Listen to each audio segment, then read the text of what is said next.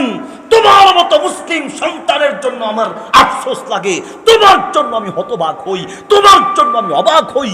একজন অমুসলিমের কাছে কোরআনের তেলাওয়াত মজা লাগে, আর তুমি মুসলমান, তুমি তেলাওয়াত শোনার সময় পাও না। আমি নেপাল মাহফিল করতে যাব। নেপাল প্রথমে ভারতে মাহফিল করলাম, ভারত শেষ করে নেপাল যাচ্ছি। যাওয়ার পথে ইন্ডিয়ার এক স্টেশনে দেখলাম এক হিন্দু, পরনে তার ধুতি, গলায় তার মালা, কপালে তার সিঁদুর। এই হিন্দু দেখছি মোবাইলে খুব মজা করে কোরআন তেলাওয়াত শুনছে, মজা করে। আমি অবাক হয়ে ভাবলাম, হিন্দু অথচ এই তেলাওয়াত শুনছি, আর সে মানে খুব মজা পাচ্ছে। অনেক সময় আছে না যে ভালো কিছু শুনলে একটু মজা লাগে। আমি তার চেহারার দিকে তাকিয়ে বড় অবাক হলাম। তার কাছে গিয়ে বললাম, দাদা দাদা আপনি কি শুনতেছেন? দাদা কি আপনি বুঝতেছেন? দাদা কি যে শুনতাছি অর্থ বুঝি না, কিন্তু সুরটা খুব মজা লাগতে আছে। কি দিয়ে তোমাকে বোঝাই, কি দিয়ে বোঝাই?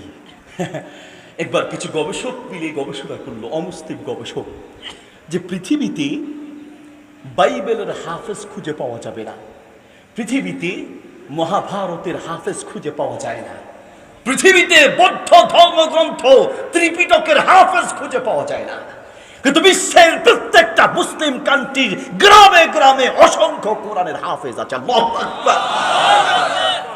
তারা চিন্তা করলো যে কোরআনের এত বিশাল কোরআন, প্রতিটি শব্দ, প্রতিটি বাক্য, প্রতিটি অক্ষর হুবহু জবরজের সে সহ মুখস্থ রাখে, এই যে নুরানি হাফেজিয়া মাদ্রাসাগুলোতে কি করে সম্ভব হয়?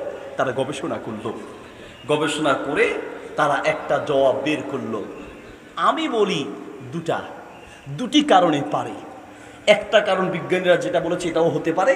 প্রথম যে কারণ সেটা হলো আল্লাহর দয়া। আল্লাহর দয়া না থাকলে বিশাল কোরআন মুখস্থ করা সম্ভব নয়, ঠিক কিনা?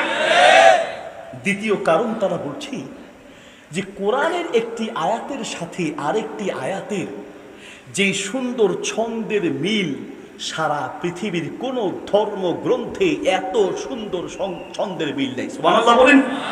একটার সাথে আরেকটার কোনো মিল নেই, কিন্তু কোরআনের একটা আয়াতের সাথে আরেকটা আয়াতের কি সুন্দর মিল। আপনি সূরা কাউসার পড়েন, আল্লাহ র দিয়ে সেটিং করে দিলেন, ইন্না আ'তাইনাকাল কাউসার ফাসাল্লি লিরাব্বিকা ওয়ানহার ইন্না শানিআকা হুয়াল আবতার।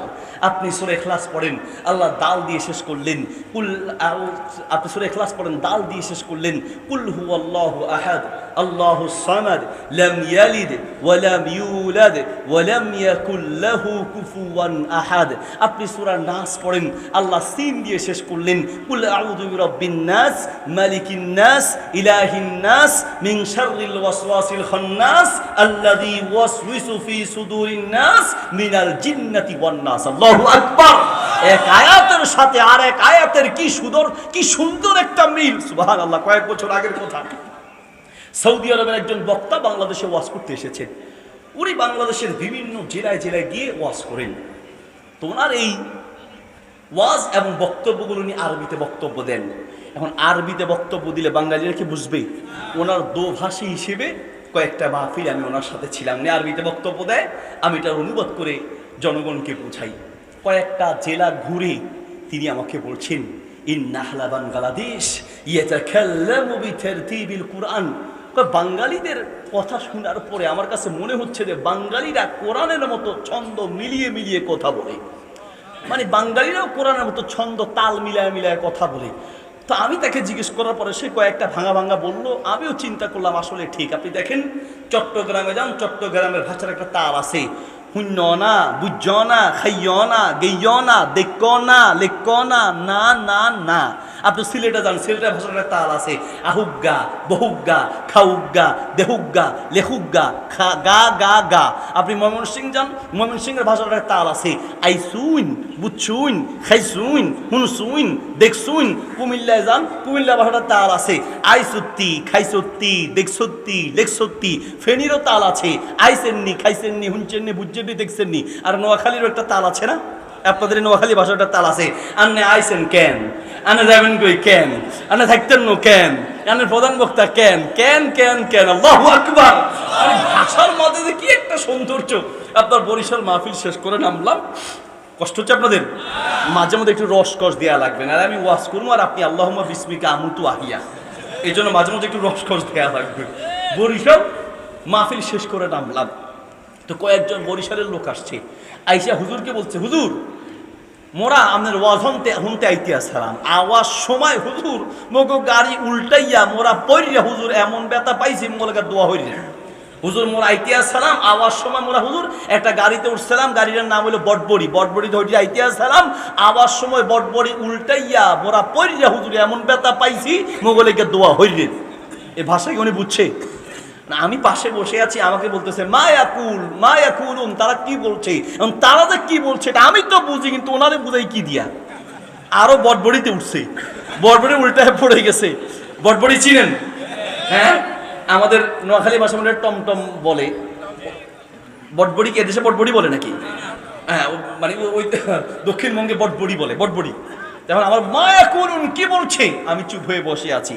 এখন যদি আমি এটা বুঝাই দিতে না পারি তাহলে আমার বদনাম হবে যে এমন বক্তা দিছে আরবি ঠিক মতো বুঝে না। তো ওনারা বুঝাইতে আসি, ইন্নাহুম রাকিবু আলা বটবড়ি ফাসাকাতাত বটবড়ি মিনাত তরিক ইলাল গদির ফাজারাহু জুরহান শাদীদান ওয়া ইয়াসআলুনা মিনকা দুআ। বটবড়িতে উঠছিল, বটবড়ি উল্টায় পড়ে গেছে, ব্যথা পাইছে, আপনার কাছে দোয়া চাইতে আছে। উনি বলে ফাহিমতু ওয়ালাকিন মা বটবড়ি, বুঝলাম মাগার বটবড়ি কি। এতক্ষণ তো যাক কোন রকম বুঝাইলাম, এখন আমি চুপ হয়ে বসে আছি। আমার বলতেছে সৌদি বক্তা যে লিমাস সাকাত্তা আজিজি হাবিবি লিমাস সাকাত্তা, চুপ কেন, মা বটবড়ি, বটবড়ি কি। আমি যে চুপ কেন এটা আমি না জানি। মাথার ভিতরে যত ডিকশনারি আছে কোন ডিকশনারিতে বটবড়ি আরবি নেই। আছে আছে আলামুল্লাহ আছে বটবড়ি আরবি। এখন ওনারা যদি বটবড়ি না বুঝাই তাও তো বদনাম হবে, তো ওনারা বটবড়ি বুঝাচ্ছি। বটবড়ি হিয়া সাইয়ারাতুন ইসমুহা বটবড়ি, বটবড়ি একটা গাড়ি, এটার নাম হচ্ছে বটবড়ি। এটার নাম বটবড়ি কেন রাখছে? লি আনহা তুসাব্বিতু বটবট বটবট বটবট ফালিহাযা তুসাম্মা বটবড়ি। বটবড়ি একটা গাড়ি, এটা যখন চলে তখন বটবট বটবট বটবট করে, এই জন্য এটার নাম রেখেছে বটবড়ি। উনি হেসে দিয়ে বলছেন লুগাতুল বানুগালিয়া হিয়া হিয়া লুগাতুন জামিলা, ওই যে আর বাংলা ভাষা আসলেই একটা মজার ভাষা। সারা দুনিয়ার মধ্যে যত ভাষা আছে ওয়াল্লাহ তাল্লাহ বিল্লাহ আল্লাহর কোরআনের ভাষা সবচেয়ে শ্রেষ্ঠ এবং উত্তম ভাষা, ঠিক কিনা?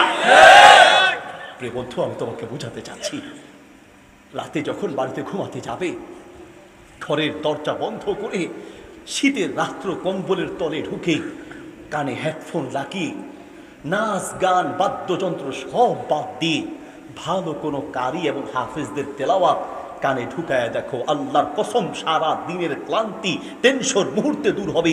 সারা দুনিয়ার বাদ্য নাচ গানের আওয়াজের চেয়ে আল্লাহর কোরআনের সুরের আওয়াজ লক্ষ কোটি গুণ উত্তম, ঠিক কিনা?